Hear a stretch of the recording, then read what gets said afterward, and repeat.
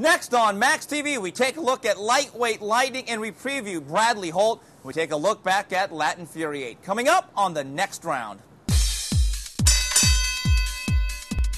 And welcome to another Skybox edition of the Next Round. Steve Kim, joined as always by my partner in crime, Gabriel Montoya. A jam-packed show. We begin round number one. Yes, there's storm clouds forming in Austin, Texas. It's lightweight lightning for the WBC lightweight title. Edwin Valero takes on Antonio Pitalua. And then Michael Katsidis takes on Jesus Chavez. Carlos Famous Hernandez takes on Vicente Escobedo. And Julio Diaz takes on Rolando Reyes. I think there's one way to describe Valero Pitalua, and that is explosive. Read this stat here. 24 up, 24 down for Edwin Valero. And for Antonio Pitalua, 46 professional victories, 40 knockouts, Gabe. Oh, this is exciting, man. This is an explosive matchup. I mean, Pitalua is a little bit of a, an aging veteran, but he had a really good win against Jose Armando Santa Cruz late last year. And it was kind of a surprise, knockout victory. It was a 6-round knockout. This is going to be a fight where Valero goes some rounds, is tested, and the one thing about Valero, as much as we talk about his explosive speed and power, there's a little bit of question about his chin. He has been down before, though he did get up to stop Vincent Masquero in 10.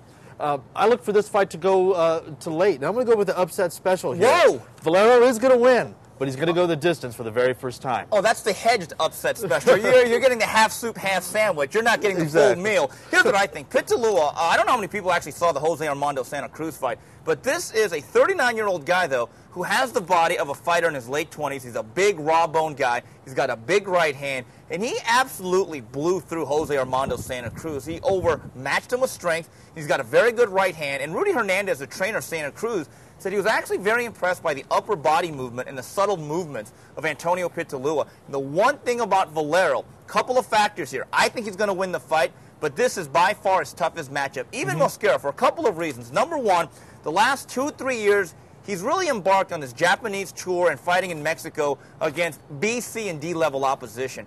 Also, I can honestly say, in my opinion, I think Pitalua is the first real pure puncher that he has faced in a very long while. Yeah, I would agree with that. When he got his suspension, I think it was back in 2004, Valero kind of embarked on a world tour, as you said. And a big problem that happened there was that in the beginning, Valero was known as a really kind of a pure boxer with speed and power. But as he's gone along and been fed these kind of lower tier opponents, he's fallen in love with his power, trying to keep that winning streak going or the knockout streak going. And some of his skills have somewhat diminished. Some of the guys that were watching him in the open workout last week said that his footwork isn't quite the same. It's a little different. He doesn't glide quite the way that he used to. And I'm wondering, when he does do this big step up, is the supposed internet myth of Valero going to be shattered? Well, I agree with you. I think, to me, to a certain degree, he has gone backwards technically because he was able to bang guys out with those extremely heavy hands. One habit that he got into, he started becoming Stretch Willie McCovey. He started really stepping into the bucket and overstriding. It'll be very interesting to see the effect of Robert Alcazar, who had not trained a world-class fighter for about 7 or 8 years. I mean, you went from a guy that was highly respected in Kenny Adams to a guy that was owning restaurants and living off his De La Hoya money the last 6-7 years in Robert Alcazar. We're going to see what technical adjustments and improvements are made under Robert Alcazar. But I think youth will be served. I do think Valero wins a very, very fun slugfest. If there's a fight that has Fight of the Year written all over it, I think it has to be Michael Katsidis, Jesus Chavez. You got two guys who are going to come to the center of the ring, and Gabe, they're going to hurl leather all night. Yeah, they should call this fight No Decision, because it's going to be two guys moving to center ring and just beating on each other. Chavez has never been the biggest puncher in the world, and he's getting on in years, but he's always in shape. He always comes to fight, and he's a guy that throws a ton of punches, and is just going to keep pressing and keep pressing. Now, Katsidis doesn't know the term move backwards. Now, in recent fights, they've been trying to get him to box a little bit more, but I think once he gets tagged about 3 or 4 times on the chin, his natural instinct is going to kick in, and he's just going to come forward and keep winging punches. I give him the edge in power, and I'm going to say this is going to go about 8-9 rounds. You know what? I like Katsidis to win the fight, but as you said, square pegs don't die round. He is a banger, not a boxer, and I think he's got the advantage in youth. Also, maybe a slight advantage in power and overall strength. And Jesus Chavez, one factor about him, he's been banged up a lot, has a lot of physical ailments. Yeah. I think this will be a fun fight. I think Michael Katsidis wins it on pure volume and a little bit of youth. Carlos Hernandez was originally slated to face Jorge Barrios. Now he faces a young Turk in Vicente Escobedo. If there's a crossroads matchup of any of these, I think this is it. I think this could be a very good, favorable matchup for Vicente Escobedo, because Carlos Hernandez in his last fight and his comeback against Hector Alatorre looked like a slower, older version of himself. Now, Vicente Escobedo cannot thrive with that version of Carlos Hernandez from the outside setting up his power punches. You know what, Gabe? Vicente Escobedo may not have much of a future in this game. No, it's now or never for Vicente Escobedo. He's been with Nacho Beristain for 3-4 fights, as we've talked about in previous episodes. And it's time for all that training to move him forward and to finally take action in the ring. He's got a guy in front of him that's there for the taking in Carlos Hernandez. He's an aging fighter. He's slowing down. He's there to be hit. And it's time for what I look for out of Escobedo is to come out, box smart, kind of have a plan. You know, usually he comes in and he just closes the distance. He doesn't use his jab, and he gets into these phone booth wars that really don't need to happen. If he can stay from the outside, use his jab, and counterpunch, he can set things up for himself late in the fight and maybe get a stoppage win. He needs to make a statement in this fight. I don't think there's any doubt. Vicente Escobedo in 2004 and 5, I remember myself personally thought this was the brightest young prospect of the Golden Boy stable, and seemingly he has never regained his footing from that shocking loss to Daniel Jimenez, who ended up being a pretty good fighter. But when you say he's a good young fighter, here's the problem, Gabe.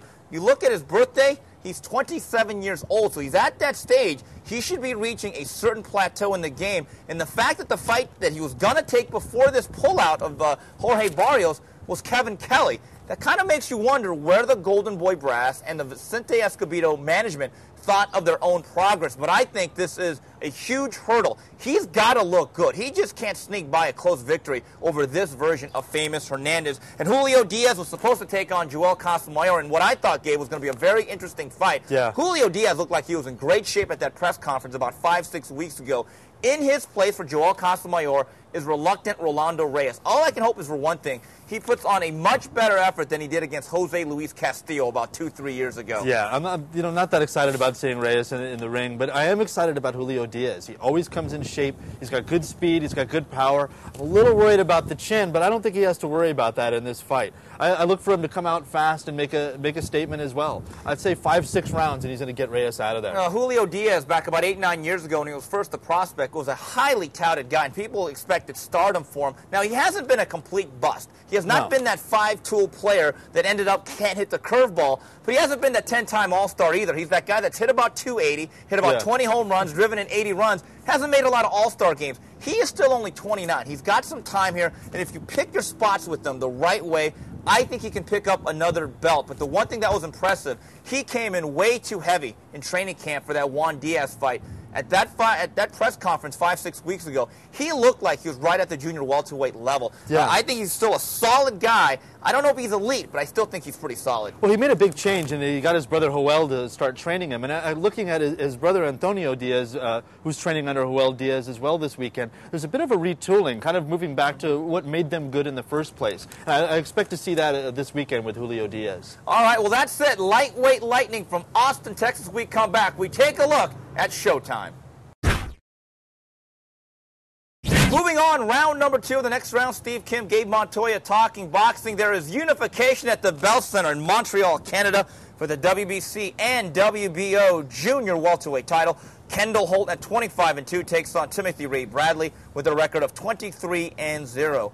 Opening up this broadcast, super middleweight showdown, the hard-charging Labrado Andrade takes on Vitaly Sipko. I think there's one way to describe this fight, Holt and Bradley. Toss-up, because I think it's a 50-50 fight. It's a totally 50-50 fight. You know, coming into his fight against Junior Witter, Timothy Bradley was thought to be, an unknown prospect, a little bit too green for a world title shot. And he shocked everybody by really taking control in that bout and getting the win. And since then, he's been stepping up to every challenge put in front of him. But this is something a little bit different. I mean, Kendall Holt's got speed, he's got power, he's got world-class experience, and he's got amateur wins over Timothy Bradley, as far as I know. And now, so I'm looking for this fight to be his biggest challenge, but I like Bradley's grind-out style. He's a come-forward guy. He's going to throw a lot of punches, and he seems to be very durable. I'm looking for him to pull out a unanimous decision and get some great world-class experience. I think there are some physical problems in terms of the matchup for Tim Bradley. Just looking at them standing together, Kendall Holt is significantly bigger. He has a couple of inches on him. I think his reach is a little bit longer, and Kendall Holt has a very difficult style. He is prone to stink out the joint once in a while, but he has got explosive power for a guy that's not considered a heavy-handed puncher. He just happens to have very quick reflexes, and he can catch guys. He also has a very difficult style. He likes to bounce around the ring. He's got very good legs, but I think there's a factor here. Tim Bradley, in my opinion, I don't know this yet because he hasn't been hit a lot, I think he has a better beard. And I think the one thing Tim Bradley has to do is lay behind the jab and don't leave yourself naked coming in because, like I said, Kendall Holt can counterpunch you very quickly and hit you with shots you don't see. So I think technically one thing Tim Bradley has to do, if he's going to chase and play the role of the aggressor, he better have that jab in front of his face the whole night. Yeah, I agree with that. He's got to use the jab. And the thing is, if you're a smaller fighter and significantly smaller, like in this matchup, then be small. I think he needs to stay low to the ground. He needs to keep moving that head and use his, his nice defense to just kind of shoot the jab. The jab doesn't have to land every time. He just needs to shoot 3 to close the gap, cut off the ring, and work the body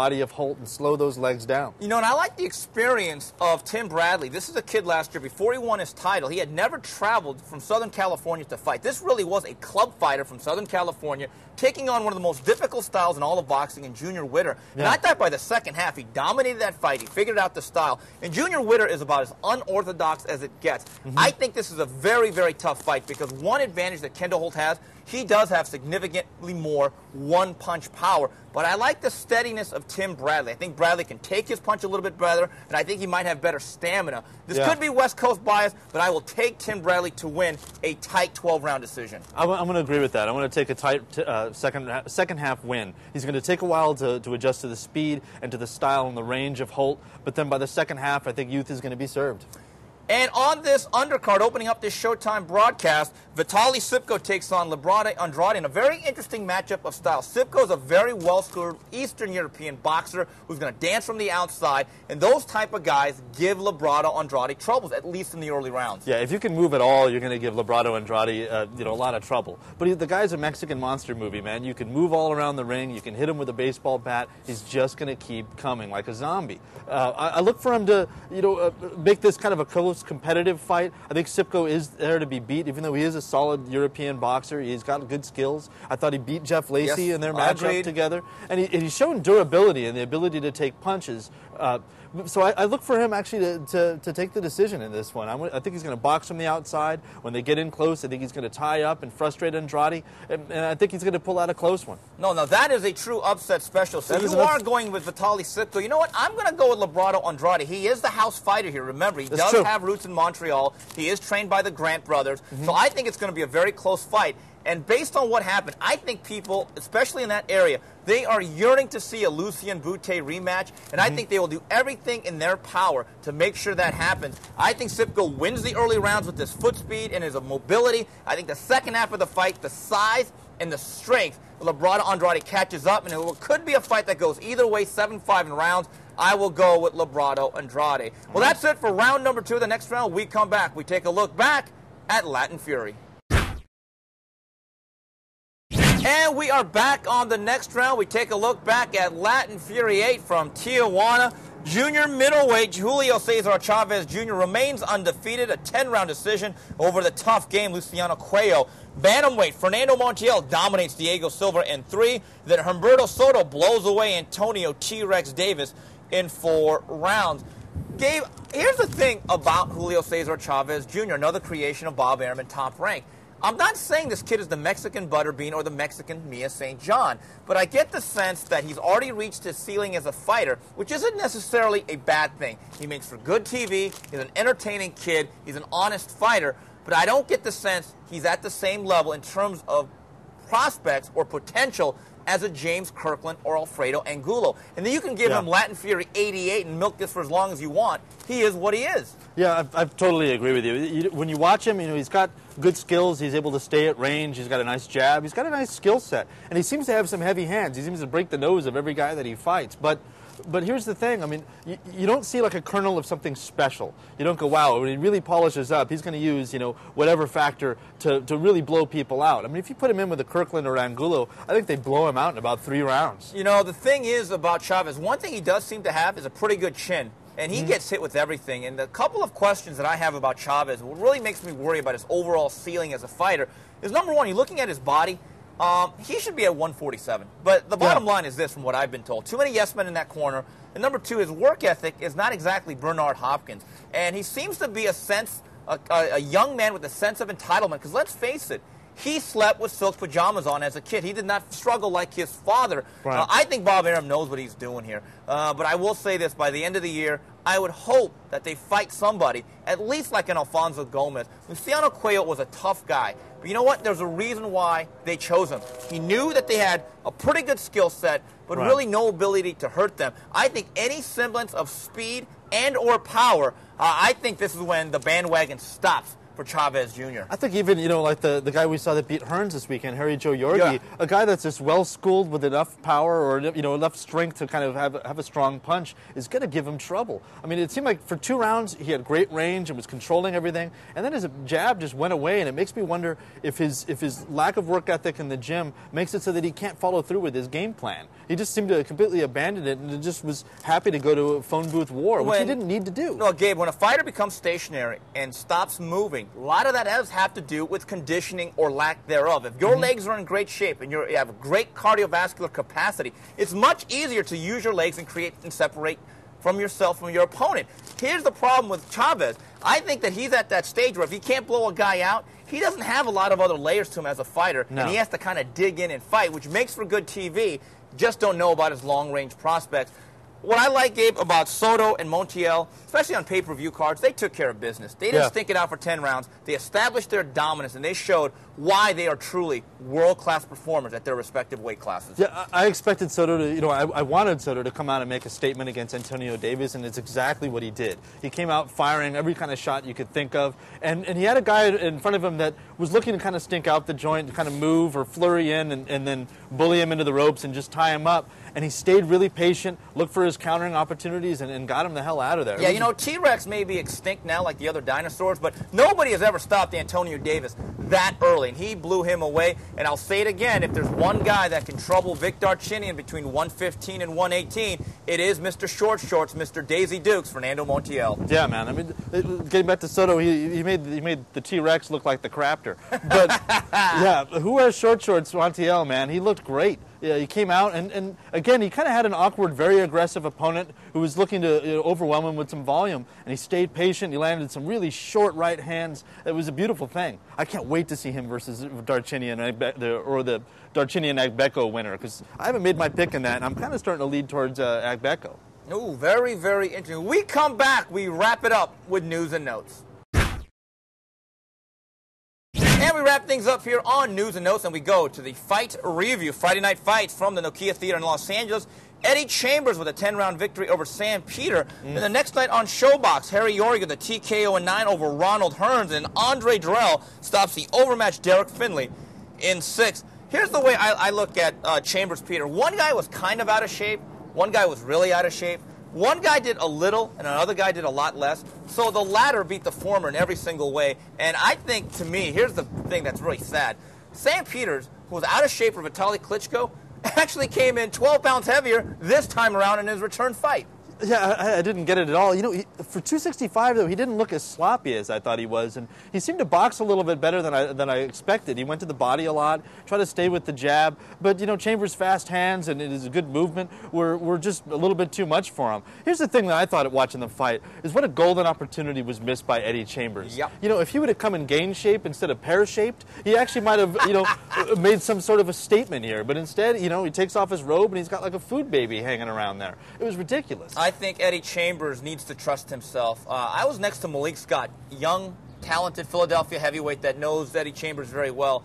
And he was actually putting in more effort screaming and exhorting Eddie Chambers than either guy was fighting inside the ring. And the one thing Malik Scott kept saying is, Eddie, throw the right hand. You're going to kill yourself when you watch the tape. I thought, just like you said, a missed opportunity to really impress. Yeah, you won. But you know what? Boxing nowadays is a beauty contest, and you do need some style points. He did everything possible to make that fight more difficult, and he missed out on an opportunity to maybe stop Samuel Peter in spectacular fashion, swarm him with punches, use his hand speed and quickness, but instead, he frustrates you once again. And that's why Eddie Chambers, to a lot of people, is an agony fighter. He's a talented guy, but he's also a tantalizing guy. Yeah, he's the kind of guy that you watch him and you see what he could be, but he also at the same time makes it so that you don't really want to watch another fight of his. I mean, it was a pretty boring fight. I actually, sitting at ringside at a heavyweight fight that had, title implications possibly, and I was yawning. I wonder about Sam Peter. Does he even want to fight anymore? Because this is a guy at his best. When he first fought Vladimir Klitschko, the first time he lost in September of 2005, he was right around 242, 243. So now he comes in 20 pounds heavier. And I've always thought, to me, his optimum weight was right around 240. And I just wonder mentally, he's made some money, he's won his title. Has he shut it down? Is there any motivation left in the Nigerian nightmare? Didn't look like it. No, absolutely not. Moving on, Showbox. Harry Yorgi, I guess, ends the big fight aspirations of Ronald Hearns. We talked about this last week. When you start at age 24, you can kind of sort of get away with it at the heavyweight division. But once you get below the middleweight division, I think even the journeymen and the fringe contenders, in my opinion, Gabe, like a Harry Yorgi, are simply too skilled. Yeah, I would have to agree. I mean, all those little tricks that you learn, in getting 100 amateur fights or so, they just, that's something you just can't buy, and you can't pick it up in 20, 30 fights. It was funny, I was sitting there watching the card, and somebody said, man, they better make Chavez Hearns fast, because one of these guys is going to lose soon. And then in the next room on the TV, Hearns gets knocked out. It's just kind of a bummer. I mean, we'll see where he can go from here. I mean, obviously, he inherited his father's chin, didn't inherit his father's power. But let's see if he did inherit his father's ability to shake off a knockout loss and rebuild and come back from that and get a win. Well, again, though, the lack of amateur background, though, starting at age 24. And the one thing that Ronald Hearns really found out today, at least on that night, guys hit back, and I thought he did a very, very poor job of bringing his hands back quickly, framed a lot of his punches, admired his work, and Harry Yorgi did a great job of timing the rushes of Ronald Hearns, letting him throw punches and coming back over the top. Harry Yorgi didn't really initiate a lot of offense. No. I thought he did a masterful job of timing and counterpunching and catching Ronald Hearns off guard. Most of those shots that hurt him, Ronald Hearns threw a punch not expecting anything back. Guess what? Pro boxing, they're allowed to hit you back. Yeah, absolutely. And it was the thing that was driving me crazy, is that, we look at him and he kind of looks like a carbon copy of Tommy Hearns. He's got that low left hand, his lead hand, and he's getting hit with rights all night long. Now look, if your dad kept getting knocked out by right hands with a low lead left hand, maybe you should put your left hand up by your chin and block something sometime. He seemed to have kind of a lazy defense, too. He would block the first shot, kind of move, and then get hit by the second shot, even if it was the same punch being thrown. But again, that is seasoning and experience. And when you learn that in years in the gym, starting at age 9, 10, 11, 12, through your Golden Gloves or amateur tournament, go to USA Boxing, you go to international tournaments, and eventually that becomes a natural instinct. And I've always believed Ronald Hearns got as much as he could for his late start, but he was still painting by numbers. And it's those little instinctual things he was never able to pick up. Gabe, if I don't see Andre Durrell again against another overmatched opponent, it's still too soon. Listen, it's time to piss or get off the pot. It's one thing, I know he doesn't have 30 fights, but he's getting a lot of television exposure, and he's actually going backwards in terms of his competition since Anthony Hanshaw.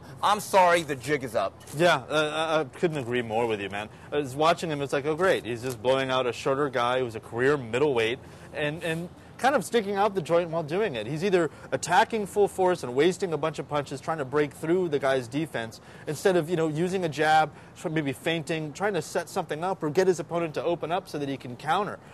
I'm not seeing the progression, like I said last week. I'm not seeing him, grow from fight to fight or have a game plan where, we see a beginning, middle, and end. It's time for him to step up from the D class to the B class. Well, man. Derek Finley, the guys of that caliber, he could just out-athlete. That's just the bottom line. He can out-athlete them and he can out-tool them. But I wonder what happens when a guy his size with good solid speed throws a good jab right down the middle and can offset a lot of that movement. That'll be the question for Andre Durrell. Moving on to the fight review. Friday night fights, Randall Bailey takes on Frankie Figueroa. And then Saturday in Germany, Alexander Povetkin takes on Jason Estrada. Bailey-Figueroa is a good fight. Guess what? I'm going to go with the power. I've always been a Randall Bailey fight. He's a killer Kilby fighter. I like Randall Bailey to stop Frankie Figueroa. Yeah, I totally agree with you. Just looking at it, I think there's going to be smoke in the air. I think, Randall Bailey's a fast guy. He's a power guy, and I look for him to go out there and get Figueroa out around the same time, around 6, 7, or 8. And I think Randall Bailey is a guy. I know he's taken some losses. His chin and legs may not be the best, but I still think he is a dangerous 140 because he's got balls and he's got good sock in that right hand. Povetkin Estrada, I think, is an interesting fight. Estrada's a crafty guy, has a good amateur career, doesn't hit a lot, but he has good hand speed. And Alexander Povetkin early on had problems with Eddie Chambers. I think Povetkin wins based on geography. I don't think this fight is a mismatch by any means. No, I don't think it's a mismatch, but I think it might look a little bit like the Chambers-Povetkin fight.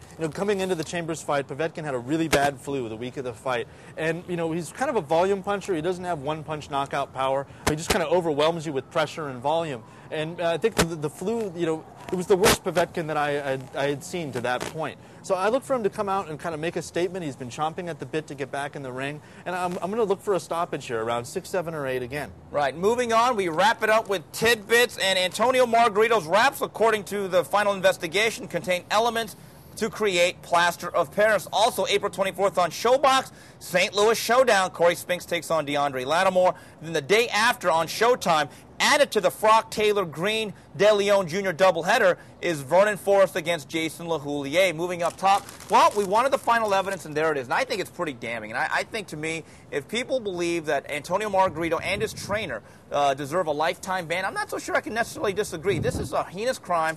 I think there's a lot of questions that need to be answered. Someone needs to come clean here. But I don't think it would be out of the realm of possibility and not completely unfair if everyone involved says neither guy can ever step foot in a professional boxing ring. No, I totally agree, man. I think both of us gave them the benefit of the doubt for as long as we possibly could. But now that the evidence is in, I've got to stick by the words that I said earlier. Let's throw the book at him. Lifetime ban. I think maybe even criminal charges are possibly in order. We'll never really know how long this has been going on. Logic would say that he had a really bad camp. He'd hurt his back, wasn't able to train quite the way he was, and maybe this one time they looked for an edge. I was looking at this and thinking back to Ali Liston 1, and Liston's trainer had said that they had the bottle of liniment, and they'd had this plan in place for years, that if we ever needed it, we could go to it. And maybe it's a case of this, here, where they always knew that they might need an edge someday, and this one time they decided to do it, and they got caught. The method that they were using would lead you to believe that they had at least thought it out or worked it out beforehand. You don't just try something like this for the first time and hope that it works. Well, the word here that really is criminal is premeditated. And that word right there is very scary if you look at the connotations of it. And Antonio Margarito's had a very colorful career, but I think it's quite simple. I think everything he's done, at least recently, has to come into question. It's like if a guy all of a sudden was a 20-a-year home run guy, and all of a sudden in 1999 and 2000, when that era of baseball came out, is pumping out 35, 40, then 50, then 60 home runs. Right. Then all of a sudden he declines as this thing is banned. You're telling me logic wouldn't dictate to you, wow, something was wrong with Brady Anderson, a guy that had never hit 15 home runs in a year, all of a sudden is looking like Adonis as a leadoff guy is hitting 50 home runs in Baltimore? I'm sorry. Yeah. Even big Margarito fans have to question within themselves how legitimate was this career. And that is the simple bottom line. Yeah, they were there together, 11 years, and in that time there was something like 21 knockouts. Previous to that, he'd only had 7 knockouts, and you got to think that early in his career, the people that he was fighting were not as tough as the guys later in his career. Yeah, and there's all this talks of who's going to train Margarito. There's rumors about Freddie Roach having discussions, which I know for a fact have absolutely happened. We got to look at this. Will he even be licensed again in this country? I think based on this evidence, if I was a betting man, which I'm not, I would say probably not. And I think it's ridiculous that Javier Capetillo is still allowed to work fights in Mexico, just openly and brazenly breaking this edict about his suspension. Yeah, it was. We saw him ringside about 2 weeks ago. I've seen him twice now. And I got as mad watching that as I do seeing Panama Lewis, training people or working a corner ringside. He's been banned, and this is next to fixing a fight, and even more so, this is as bad a crime as you can think of. If you think about it. Mosley was an aging fighter coming into that fight. He's a guy that's taken a lot of punches. What would have happened if he would have hit him with the plaster of Paris? We could have had a ring death here. Yeah, and I also think the California State Athletic Commission and all commissions, they need to start setting some guidelines as to what can be applied in the hand. I know they have rules, but I think from this point forward, it would not be the worst idea if the commission themselves brought in a bag and said, this is your material for the night, and whatever you put in has to be made, whether it's a hand pad, whether it's something that you stack, you got to make it in front of us. oven-baked, homemade, as they say. Yeah. But you can't bring out equipment from a bag and say, well, I've used this before. You know what? I don't give a damn. If it's not made right there, it should not go on a fighter's hand. We definitely need some uniformity. I mean, there's rules and there's regulations, but it seems to me from inspector to inspector, after watching the testimony, one inspector said, well, this is how I do it. Another inspector said, well, this is how I do it. It needs to be uniform. They need to hand them the materials from the whatever commission that they're fighting under, and it needs to be done in the same manner. The hands need to be tested the same way every time, and that's the only way that we're going to get some fairness here. Well, that's it for this week's edition of TNR on behalf of Gabriel Montoya and the rest of Max Boxing. Till the next round, goodbye, everybody.